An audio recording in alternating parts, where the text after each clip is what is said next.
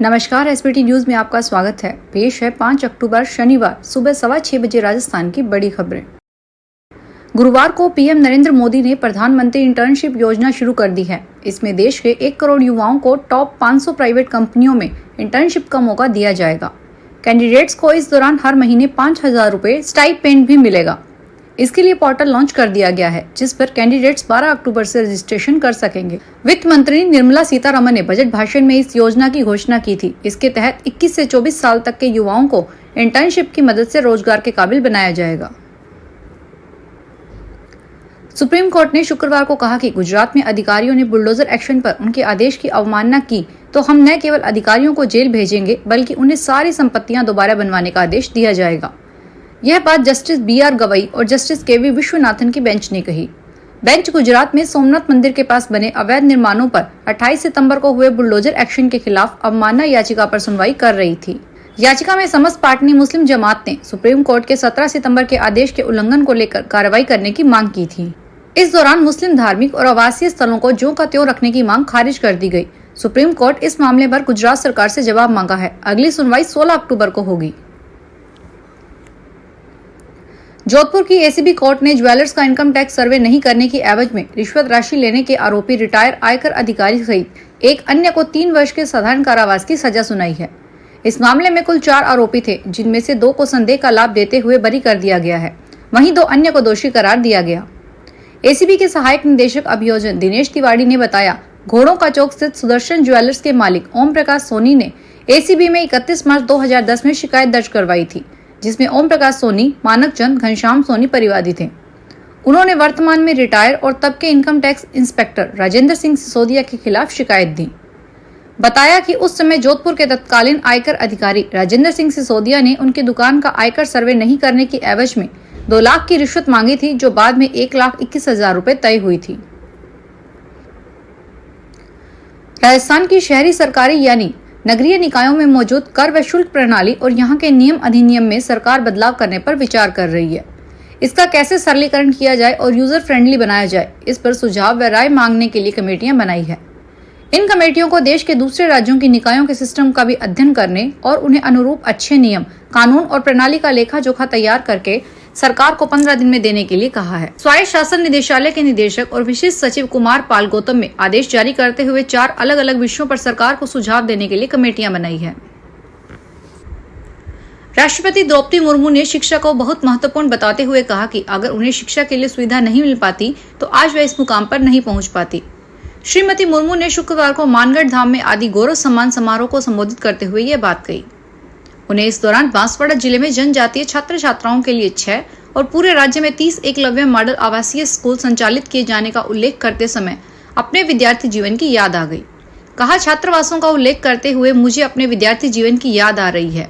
कक्षा 7 तक अपने गांव में पढ़ाई करने के बाद मैंने भुवनेश्वर जाकर आगे की पढ़ाई पूरी की थी।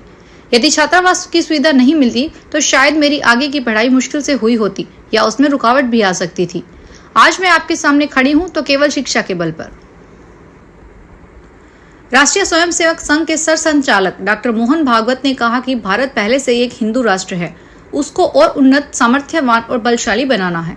उन्होंने शाखा से समाज को जोड़ने के विषय के सूत्र में बताते हुए कहा कि अपरिचित से परिचय बढ़ाना, परिचित को मित्र बनाना, मित्र को स्वयंसेवक बनाना चाहिए। नित्य शाखा से ही समाज के लिए योग्य स्वयंसेवक निर्मित होंगे। भागवत ने 4 दिवसीय 12 प्रवास के दौरान यह बात कही। भागवत प्रवास के दूसरे दिन शुक्रवार को सुबह 12 शहर के मांगरोल रोड स्थित प्राचीन प्यारे लाल जी मंदिर के देव दर्शन के लिए पहुंचे।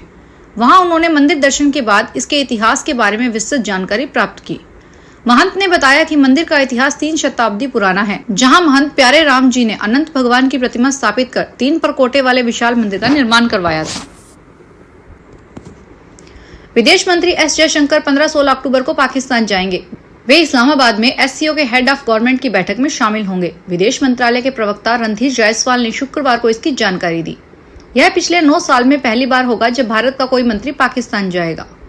विदेश मंत्रालय की प्रेस कॉन्फ्रेंस में जायसवाल से सवाल किया गया कि क्या जयशंकर की यात्रा भारत पाकिस्तान के रिश्तों को सुधार लाने की कोशिश है। इस पर उन्होंने जवाब दिया कि भारत SCO चार्टर को लेकर प्रतिबद्ध है।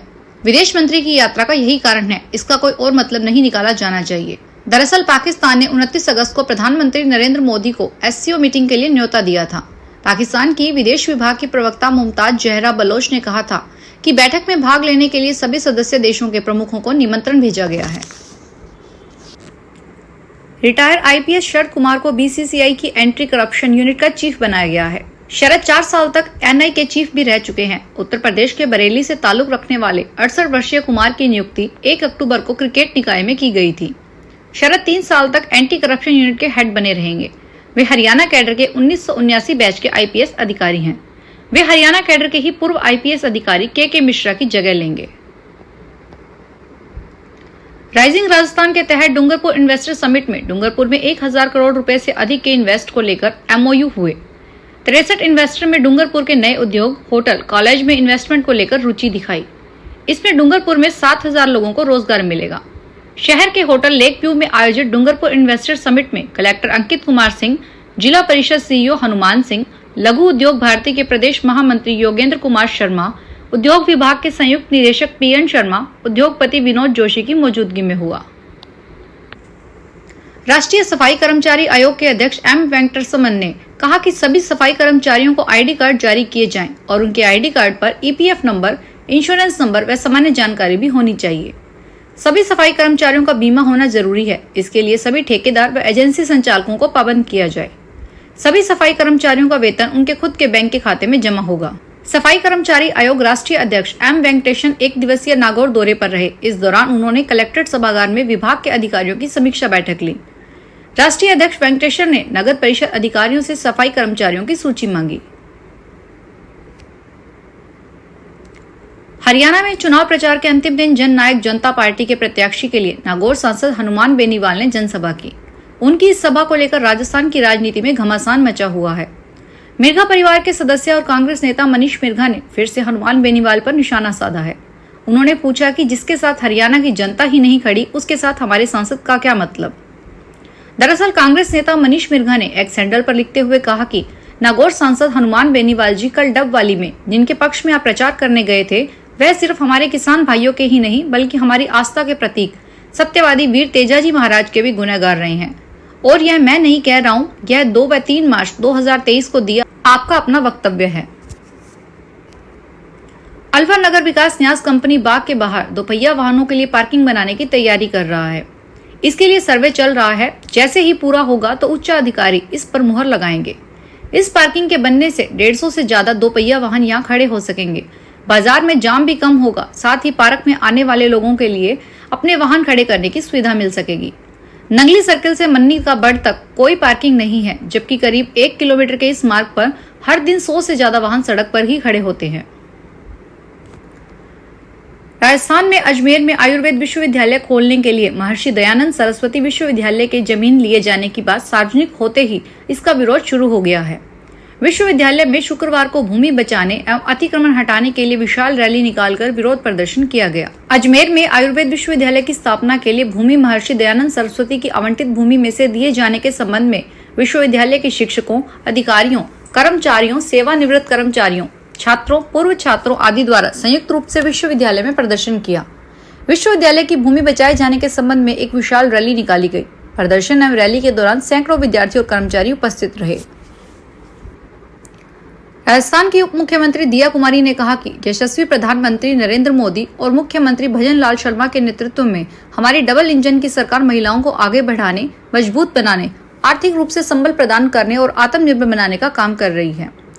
श्रीमती दिया कुमारी शुक्रवार को लघु उद्योग भारती महिला संगठन जयपुर की ओर से जवाहर कला केंद्र के शिल्प ग्राम में 4 से 6 अक्टूबर तक आयोजित स्वयं सिद्धा हस्तशिल्प प्रदर्शनी 2024 का शुभारंभ पर बोल रही थी। उन्होंने कहा कि लघु उद्योग भारती से आयोजित इस प्रदर्शनी में महिला हस्तशिल्पियों को मंच प्रदान कर संबल प्रदान किया जा रहा है। उन्होंने कहा कि आज के दौर में पर्यटन की दृष्टि से नवाचार करते हुए होम स्टे आदि को बढ़ावा दिया जाना आवश्यक है। उन्होंने प्रदर्शनी में विभिन्न वर्गों की महिलाओं द्वारा तैयार दैनिक घरेलू उपयोग के सामान, सजावट का सामान तथा अन्य कलात्मक उत्पादों का विभिन्न स्टॉल पर अवलोकन कर सराहा और उन कुटीर उद्योगों एवं महिला उद्योग शिल्पकारों का उत्साहवर्धन किया। नवो बाड़मेर अभियान के तहत शहर में सफाई अभियान के साथ नई सड़कों का निर्माण एवं मरम्मत के साथ यातायात व्यवस्था को सुव्यवस्थित किया जा रहा है। इसके नतीजे उत्साहजनक रहने के साथ कई वार्डों की सफाई व्यवस्था में काफी सुधार हुआ है। जिला कलेक्टर टीना डाबी ने बताया कि अभियान के माध्यम से जिला प्रशासन एवं नगर परिषद भामाशाह तथा आम जन के सहयोग से बाड़मेर शहर को साफ सुथरा बनाने के लिए प्रयासरत है। हमारा प्रयास है कि दिवाली के त्योहार तक शहर के सभी इलाकों में सफाई व्यवस्था को दुरुस्त किया जाए। इस अभियान की बदौलत बाड़मेर शहर के कई इलाकों अब बहुत साफ हो गए हैं। इसकी प्रशासनिक अधिकारियों की ओर से प्रतिदिन प्रभावी मॉनिटरिंग की जा रही है। उन्होंने बताया कि शहर के कुछ इलाके अभी भी नवो बाड़मेर अभियान से अछूते रहे हैं। फिलहाल खास खबरों में इतना ही। ताजा खबरों की जानकारी के लिए देखते रहिए SPT न्यूज। धन्यवाद।